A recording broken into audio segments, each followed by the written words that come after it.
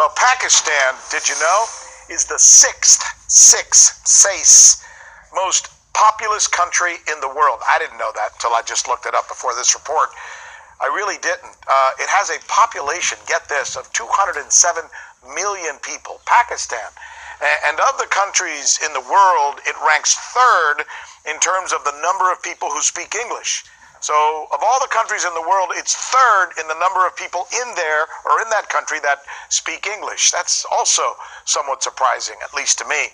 So that is why it's also surprising to learn today that Pakistan is actually turning to not the United States, but Russia as its new military and economic partner.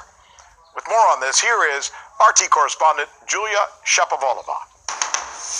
Imran Khan has confirmed that Russia and Pakistan are now actively developing military cooperation and are planning yet another joint exercise this year. According to him, representatives of the military departments of both countries have already met on that issue, and now Pakistan hopes to deepen contacts. I think our defense personnel have already met, and so yes, we hope to deepen our contacts.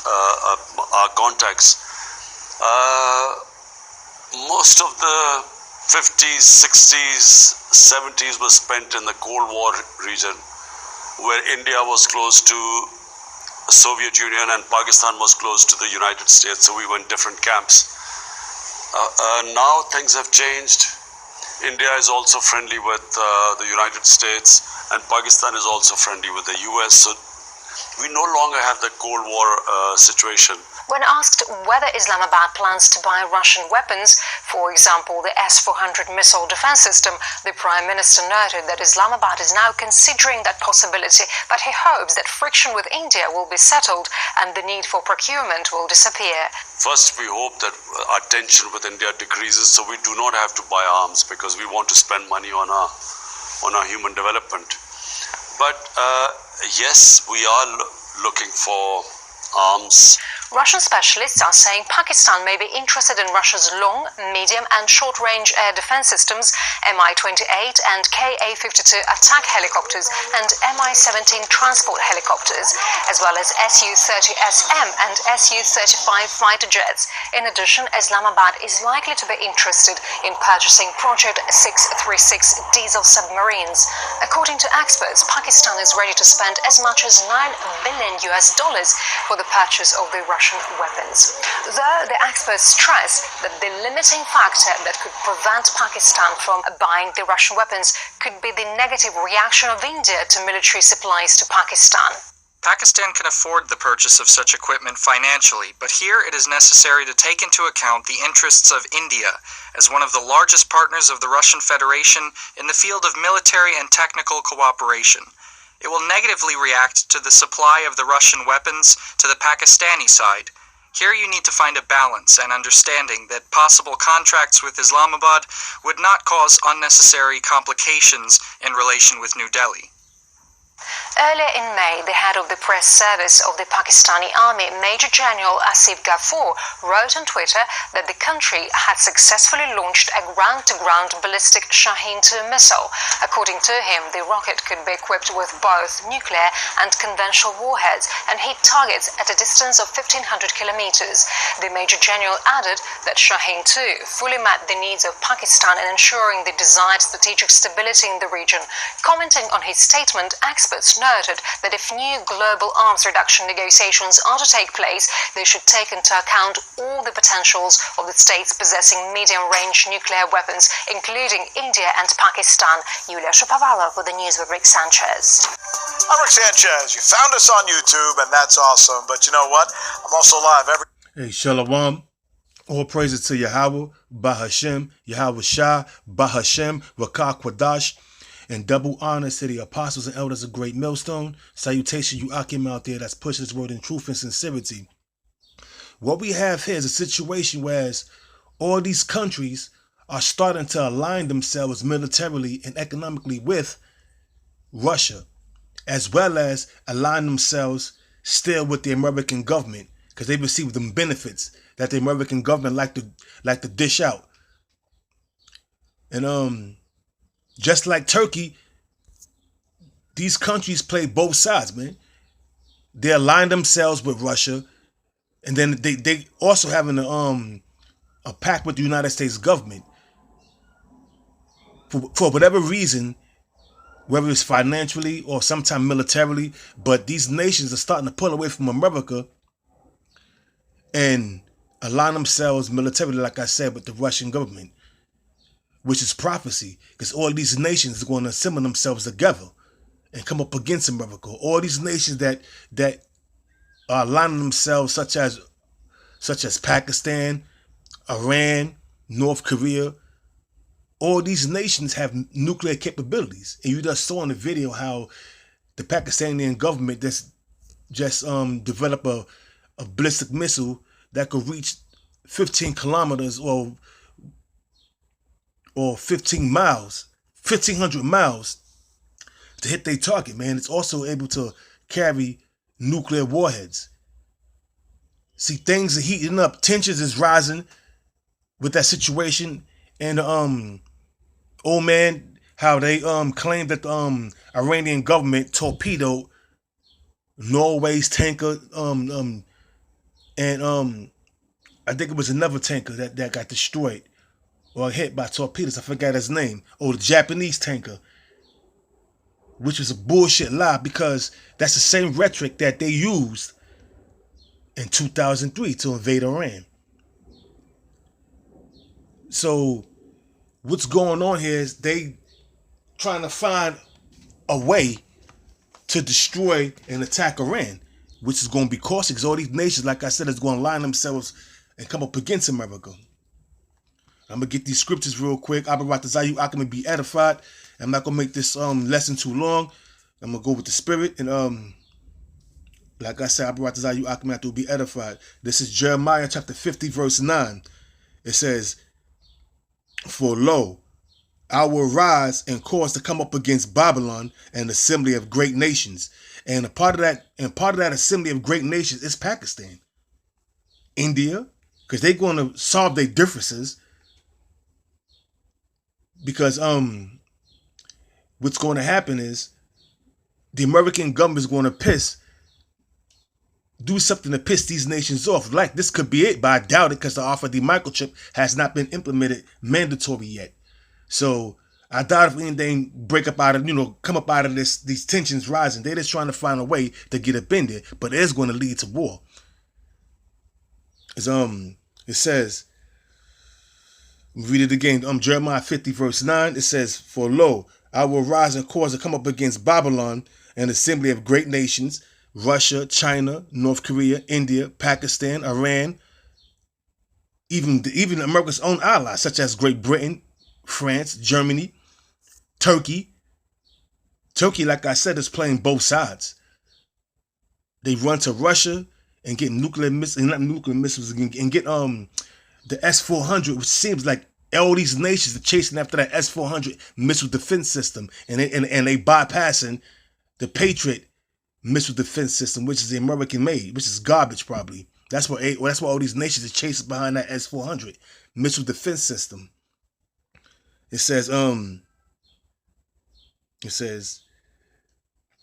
for Jeremiah 15, verse 9, "For lo, I will rise and cause to come up against Babylon, assembly of great nations from the north country." Like I said, starting with Russia. Then you're gonna have China, Pakistan, India, and all these other nations that's have nuclear capabilities that bend up the bow to destroy this bitch that they call America. It says "And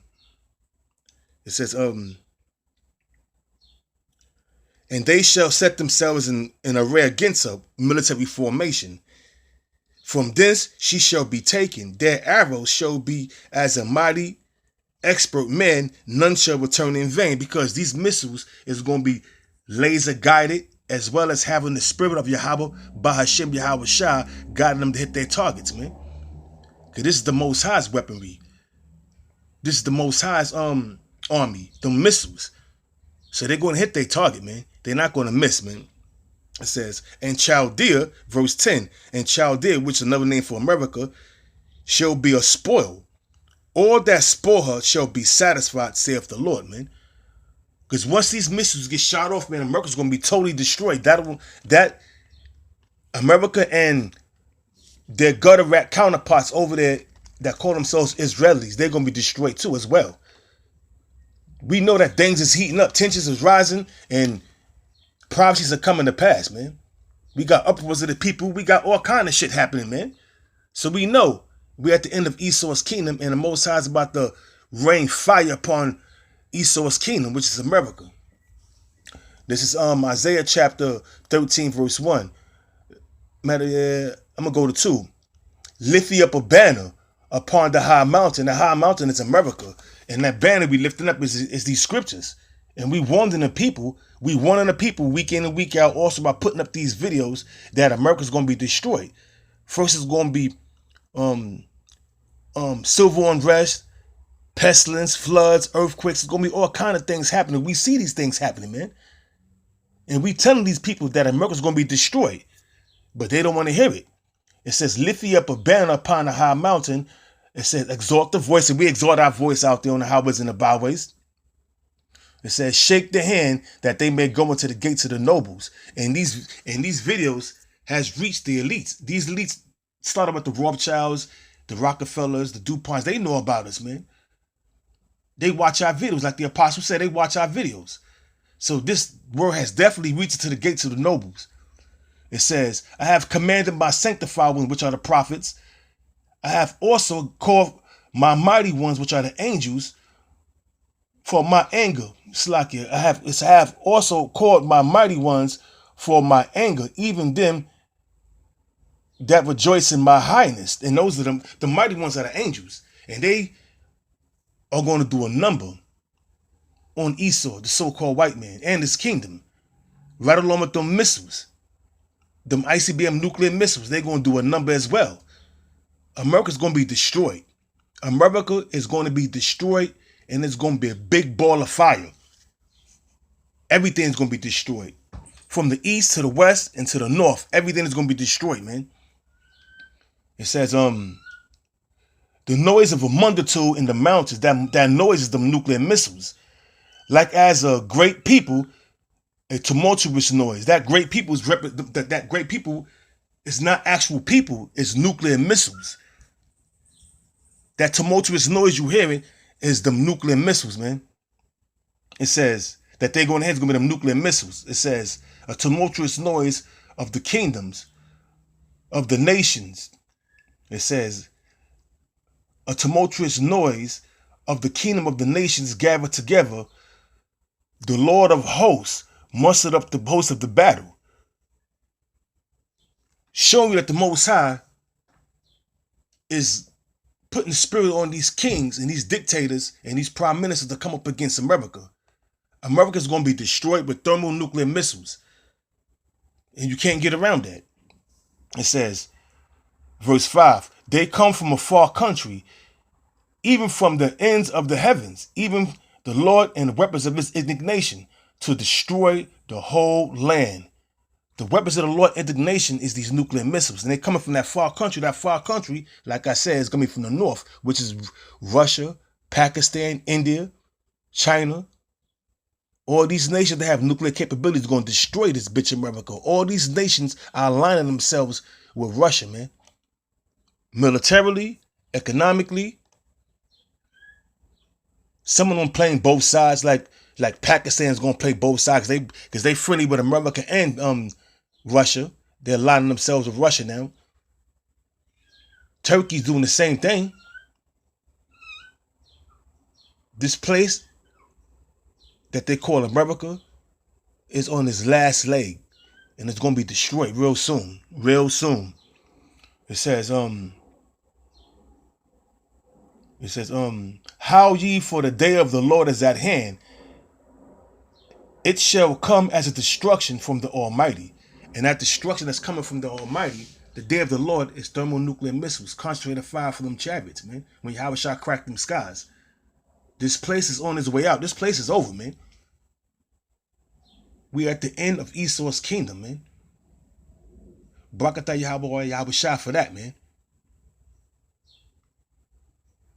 Hey, so with that, man, I'm going to give all praises to Yahweh, Ba Hashem, Yahweh Shah, Ba Hashem, Rakah Kwadash. And double honors to the apostles and elders of Great Millstone. And salutations you Akim out there. Like I said, it was gonna be a real short lesson. And hopefully you Akim out there was edified. Hey, shalom.